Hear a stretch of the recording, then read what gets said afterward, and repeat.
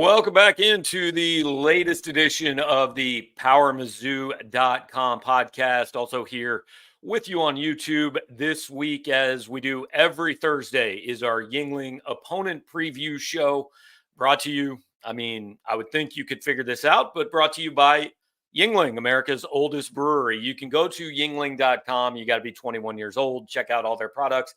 Way easier than that. Just go to a store, grocery store, liquor store, gas station, whatever. They're in the state of Missouri, have been for a couple years now.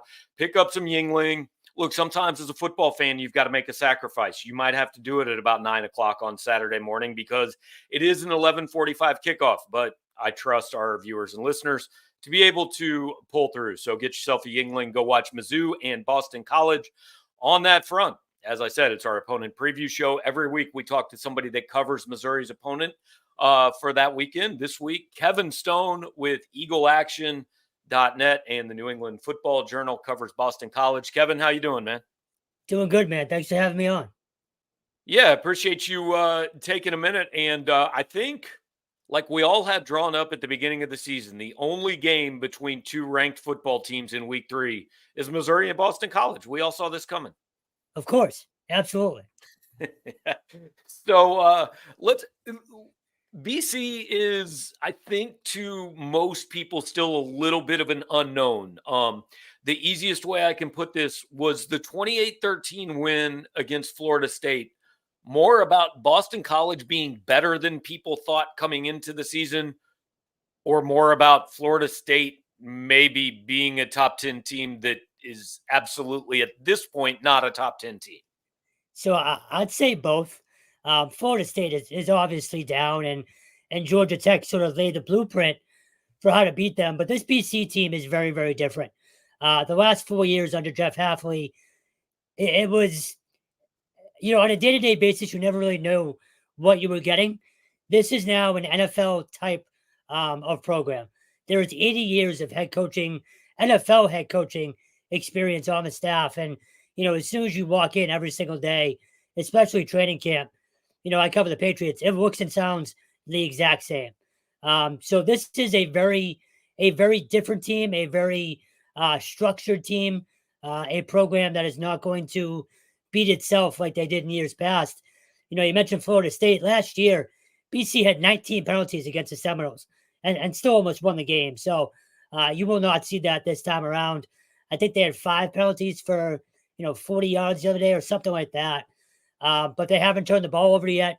So it's a very different team just in terms of the way they're ran and the way guys sort of approach the day-to-day process compared to the last, call it 4 years or so. But Florida State was certainly down, as we've all seen. Yeah, I thought Hafley did an okay job there, but obviously, when BC can go hire Bill O'Brien, the outside view of this is Bill O'Brien has a job that he is overqualified for. I know there are reasons for that. Obviously, he's a Boston, he's an area native. His wife is from there, all that. So I get it. But when BC had the opportunity to hire a guy who did what he did at Penn State and then did what he did in the NFL, they had to be just ecstatic. To put it nicely, they fell ass backwards into it. Jeff Hafley left, I believe. We were close to February. So he left really, really late, sort of in the process. And Bill O'Brien had already taken the Ohio State OC job. Like, he was on that staff. And then when this opened up, you mentioned why he wanted to come here. He also has a son with severe medical issues that, the best care is here in New England. So this was a no-brainer for him from the start. It was just a matter of, kind of figuring out the financials. And BC has a tendency to, how do I put this nicely, maybe trip over itself when it comes to coaching hires. So the fact that he was even available was huge, but then ultimately getting him in here wasn't the issue. It was just sort of figuring everything out, if he could leave Ohio State and stuff like that. But once the job came open, he was the number one target from the start, and he wanted the job from the start as well. And I've got to imagine, assuming this goes at least relatively well, BC's not going to have to make another coaching hire for quite a while for all the reasons, I know Pete Thamel wrote a story, but for all the reasons everybody knows, like, doesn't seem like a job he'll leave. No, and there's really no reason for him to, unless obviously things blow up. But um, he's had a long career now, so if you're him as a local guy, if your lasting legacy can now be, I'm the one that brought BC back. Well, why would you go anywhere at that point? So, no, I'm with you there. I don't think he goes anywhere unless something drastic happens. Even if the NFL comes calling again, if BC goes 10-2 or whatever, even if the NFL starts knocking on his door, I think he wants to be here and wants to be, sort of that lasting legacy of I'm the one that brought BC back. Mm-hmm. On the field, look, Thomas Castellanos is the guy that everybody focuses on. I think at 14 carries for 70 something yards against Florida State, didn't have to run it at all against Duquesne because they're Duquesne. How dangerous is that part of his game? I mean, Eli Drinkwitz today used the Scott Van Pelt comp to Kyler Murray. Is he that level athlete? With his legs, yes, I believe so. But the thing is, last year he would run because he didn't have a choice. I think the offensive weapons around him now, and a lot of guys were in the or came from the transfer portal. He doesn't have to, but he can. And I think that's a big difference because, he's looking to be a pocket passer now. With a guy like Bill O'Brien, and you have Will Walling as the offensive coordinator, who was with the Patriots last year, who's been with Bill O'Brien with the Houston Texans and Penn State. This is now a much better offense. Last year, it was all about him. It was Tommy and then everybody else. Now it's Tommy and everyone else, if that makes sense. So, yeah, he's still an absolute, elite threat with his legs, but I'm not sure you're going to see a lot of it on Saturday just because of the weapons around him. He doesn't have to take over a game just by running now. But to answer your question succinctly, yes, he's that elite. There are two kinds of running quarterbacks, right? There are guys who are quarterbacks, but they can run, and there are guys who run first and yeah, they can throw well enough to also be a quarterback. Where's he fall on that spectrum? Good question. A little bit of both. And particularly this year, again, with this new staff, and it's an NFL staff. So they've sort of I guess toned down how much they want him to run. Well, they still want him to be that elite athlete and take off if he sees it, but they want him to use his arm more as well. So it's a wishy-washy answer, but I'd say both. It depends on the game. Honestly, like the other day, again, you mentioned Duquesne, he didn't have to. They kind of aired it out a little bit, and that game was over at halftime. He didn't play the second half at all. The offensive line didn't play the second half. Nobody played the second half. So this game will obviously be much different. And but you guys, you'll see quickly. Look, can he run? Yes. Will he run? Will he run? Yes. But they're gonna stand back there and want him to make the throws and make the reads and become more of a complete quarterback, if you will. In that Florida State game, I mean, you mentioned it looked to me like Bill O'Brien watched the Georgia Tech tape and said, "Hey, we can run straight up the gut at this team, and they can't stop it." And that's mostly what they did. Is that indicative of the approach you think he wants to take on offense, or was that hey, this is a Florida State thing, and they're probably a little more diverse than that? No, I think again, I keep going back to the whole NFL thing. They're now a game plan team. It's a week to week team, and they're not going to do, necessarily do what they do, but they'll switch it up based on the matchup every week. So that game in particular, their running back group might be the deepest group on the field or on the team, I should say. They honestly have five backs that could be a number one back. You have Kai Robichaux, the first guy out, Trayshawn Ward of Florida State and Kansas State transfer, but then they have a few other guys named Turbo Richard, Datrell Jones, and Jordan McDonald, who can all carry the rock. So that night in particular, yeah, no, it was 98 and muggy too. You could wear down that defensive line, you might as well do it. So, yeah, that game in particular was more about Florida State just not being able to stop the run, but I'm not sure you're going to see that much running against a much better Missouri defense on Saturday. They're more, week to week, let's see what this other team does, and we'll go from there rather than this is what we do and we're going to do it no matter what. Yeah, I know. Obviously, hey, this is not exactly breaking football analysis, but Missouri would love to get a lead on this team and put BC in a situation where it has to throw to catch up. If that happens, I know they haven't been in that situation yet. How equipped and who are the weapons that he has on the outside that Missouri probably needs to worry about? Maybe now more than ever, they're equipped to win that way, or not necessarily win that way, but stay in a game. Duran Bradley outside is a Texas Tech transfer. He's about 6'5", can go up and get it. He's a guy they have not had in my lifetime. I'm 36. I don't ever remember them having a big receiver like him. Maybe Will Blackman back in the day, who's actually on the staff now. But you have Jaden Skeet, who's a local kid out of Catholic Memorial High School. You have Lewis Bond, who last year sort of came on the scene and might be Tommy's favorite target. You have Kamari Morales, a tight end, who transferred in from North Carolina, who actually played with Drake May last year. I mentioned the five running backs they have. So, yeah, no, maybe more than ever at BC, particularly, they have the ability to get in a shootout if need be. Now, again, these first two games, there's still a little bit of the unknown with BC. Um, can they come from behind if need be? They haven't played from behind yet. So it's going to be interesting to see if that happens. But they do have the weapons, I believe, to keep up. Now, obviously, Mizzou, you guys have a hell of an offense, but um, I have a feeling this might be a shootout. It's interesting because I said from the Missouri perspective, I think the most interesting thing about this game is Missouri has not played a stressful down of football yet, right? They were up 21-0 in the opener 5 minutes in. They were up 17-0 early second quarter against Buffalo. Like those games were over. There was never a second where it was even going to be close. So I'm interested to see how this team reacts if they face somebody that puts them in a game because we haven't seen it happen yet. And kind of this, I mean, BC, obviously the second half against Florida State was closer. But like you said, they haven't been behind. Missouri's guys were really complimentary of BC's front seven on defense. Just kind of give me the 30,000-foot view for a Missouri fan that hasn't seen them play, what they do on defense, what they do well on defense. It's BC's best unit by far, offense or defense. It's not just the front four. There's depth pieces there as well. Donovan Ezeraku, number 6. I'm sure you guys saw what he did against Florida State coming off the edge. He's probably their best pass rusher. Other side, you have Neto Wakpala, same thing. He was unblockable during training camp. Two guys in the middle, Cam Horsley and George Rooks, great run defenders. But then you have other guys, Sedarius McConnell, Josiah Griffin, you'll hear his name. Edwin Kalanje, you'll hear his name.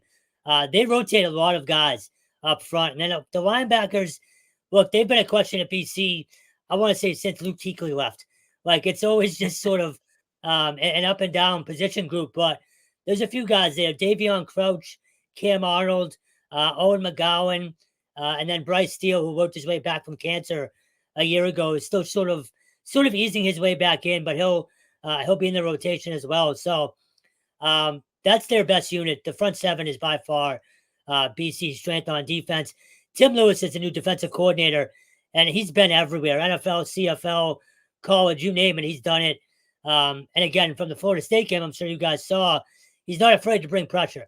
So BC they'll disguise a lot. They'll bring a lot of heat, but they'll sit back a little bit too. But yeah, without a question, it's their best unit, and ultimately, if they're going to win this game, they're going to have to get pressure and force a turnover or two. Talking with Kevin Stone, who covers Boston College for the Rivals Network and Eagle Action.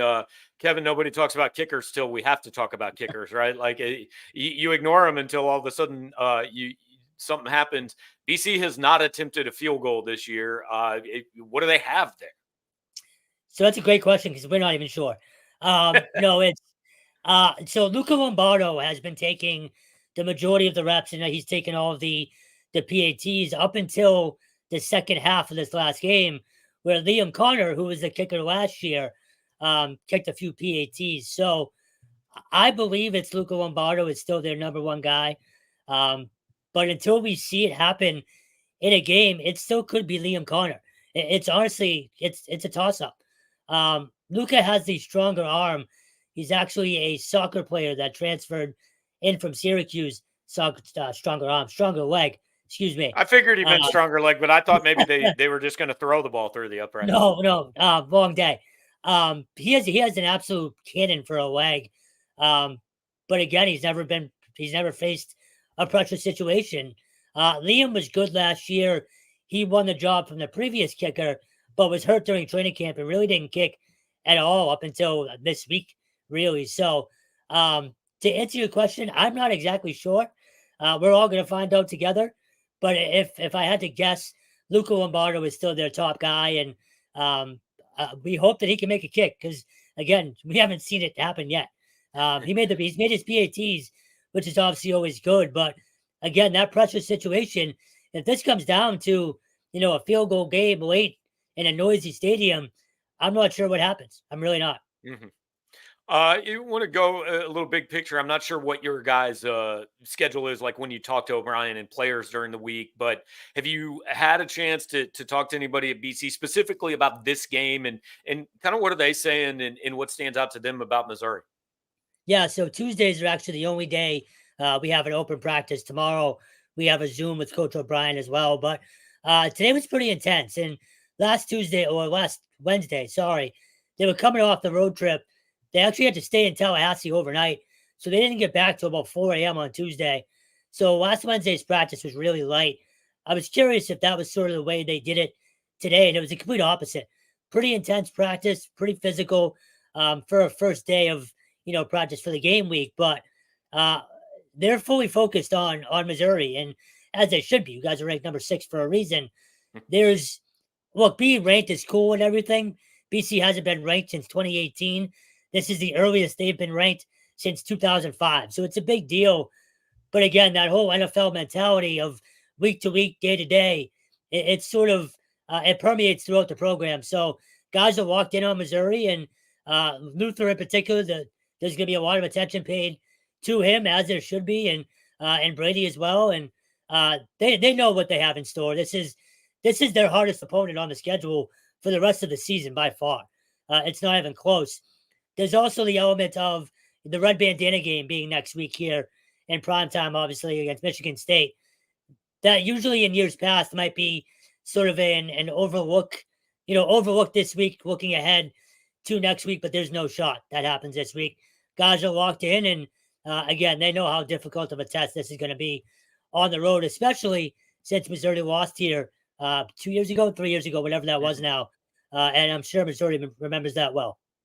Yeah, it was interesting. Drinkwitz actually said earlier this week it was one of the low points of his career, and I thought that was weird because I'm like they were just two average teams in a nothing September game, It was and I it asked was him, weird. I No, asked I him was just today saying kind of why he said that, and he said, it was just they didn't play very well. He made some comments before the game that really got people riled up, and he learned a lesson.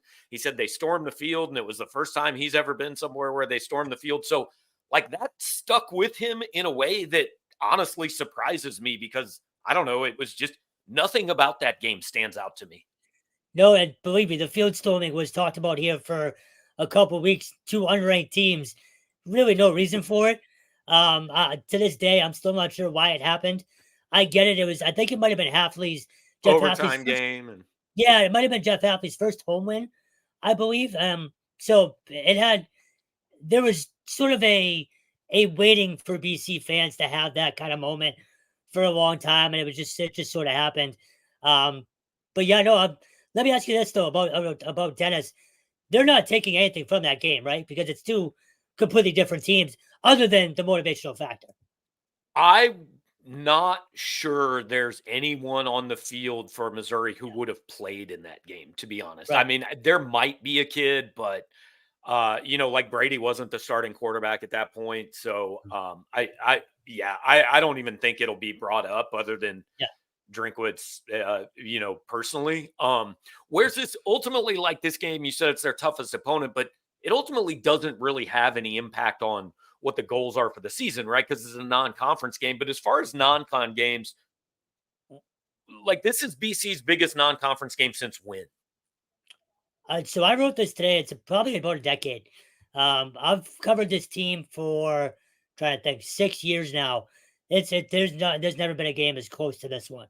And again, having Michigan State at home in primetime next week, it's funny these are back to back, but no, this is huge, and they're treating it like, I don't want to call it a Super Bowl, but um, for a program trying to change the culture and implement something where it's every day matters, they can't sort of say, well, this doesn't necessarily matter because it's Right. non-conference. They're treating this again like a Super Bowl, for lack of a better term. So they're going to come in ready to go. But again, let me ask you: does Missouri kind of feel like it's and I don't want to say not important, but I guess what's the tone? Well, no, for Missouri, the stated goal is, hey, they want to be in the playoff.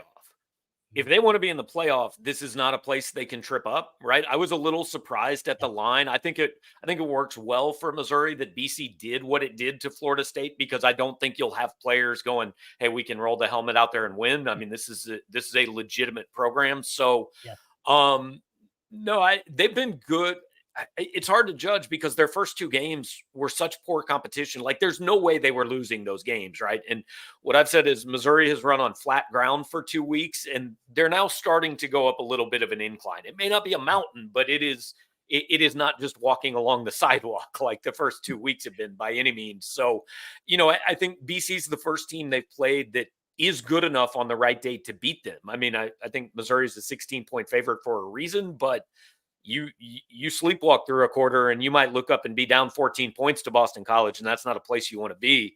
Um, but that all kind of leads into the last thing, and I'm going to date myself. You said you were 36, so I'm 48. I've been covering Missouri for 21 years, but like when I grew up, like I remember the '84 national title, right? I'm not sure there's a program in the country that all the changes and realignment and differences in college football from when I was growing up has impacted more than Boston College. So what's with O'Brien there, and what is a realistic kind of goal to get this program to?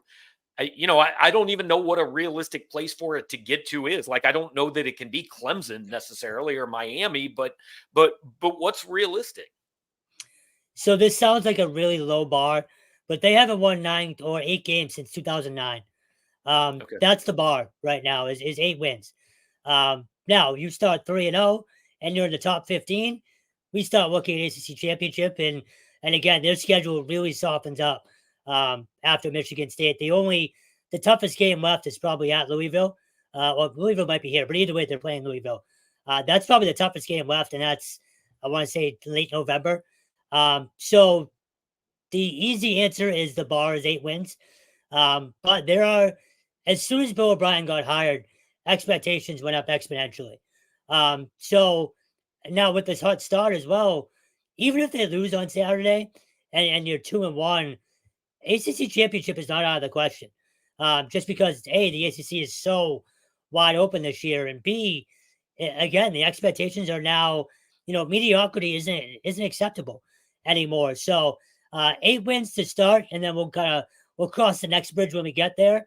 But again, this program has been down for so long that fans are they're again. This is a pro sports town. People always say that, and this is not a college town by any means. The tailgating scene at BC is in a freaking parking garage. So it is not SEC country or anything like that by any means. But for the first time in a long time, people are starting to pay attention around here.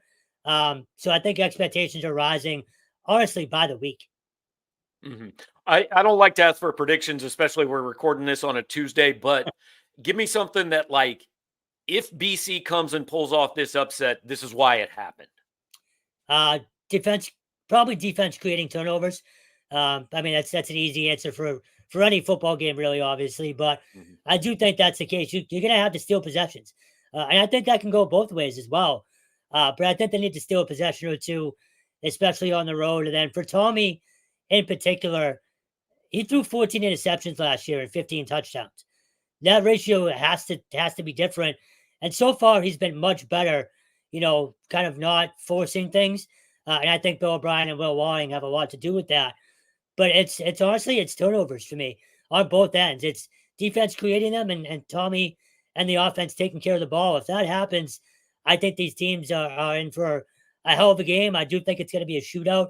I won't give a score because I don't want to sound like an idiot, but um, I think turnovers are the absolute key to this game. And again, it might be a wishy-washy answer because you can say that about any football game, but I really do think that's the difference in this one. All right, Kevin, appreciate your time, man. I know you got a busy day, but thanks for catching up and giving us some insight. This was awesome, man. Thank you, and good luck to you guys this week. All right, same. Appreciate it. Looking forward to it this weekend. Kevin Stone from EagleAction.net covering BC for the Rivals.com network. Appreciate his time every Thursday here on the Yuengling Opponent Preview Show. We're going to give you a look at the team Missouri is playing that coming week through the eyes of somebody that covers them. Last couple weeks has been a little bit different. Last week we had Buffalo AD Mark Allnut on, but wanted to talk to Kevin about the Eagles. So appreciate his time. As always, guys, support our sponsors. Yuengling has been a great partner of ours for a couple years now. Want you to make sure to, hey, if you're picking up a beverage for the game this weekend, pick up a 6-pack of Yuengling, lager, flight, whatever it is, and enjoy Mizzou BC at 11:45. As they say, lager up, enjoy responsibly. We always encourage you to be responsible on this show. Gabe DeArmond, talk to you after the game from Faroe Field. Thanks for hanging out.